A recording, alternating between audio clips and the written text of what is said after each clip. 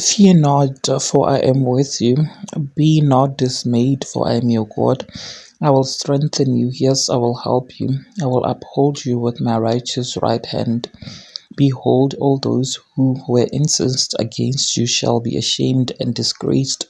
They shall be as nothing, and those who strive with you shall perish. You shall seek them and not find them. Those who contended with you, those who war against you, shall be as nothing, as a non existent thing.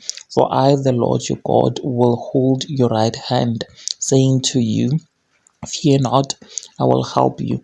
Fear not, you Jacob, you man of Israel. I will help you, says the Lord, and your Redeemer, the Holy One of Israel. Behold, I will make you into a new threshing sledge with sharp teeth.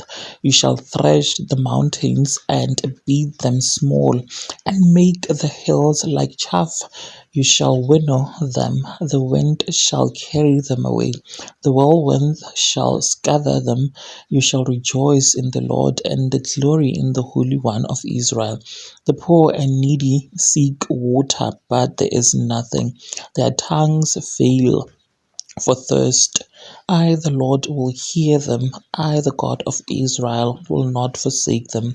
I will open rivers in desolate heights and fountains in the midst of the valleys. I will make the wilderness a pool of water and the dry land springs of water. I will plant in the wilderness the cedar and acacia tree, the myrtles and oil tree. I will set in the desert in the cypress tree and the pine and the box tree together, that they may see and know and consider and understand together that the hand of the Lord has done this, and the Holy One of Israel has created it.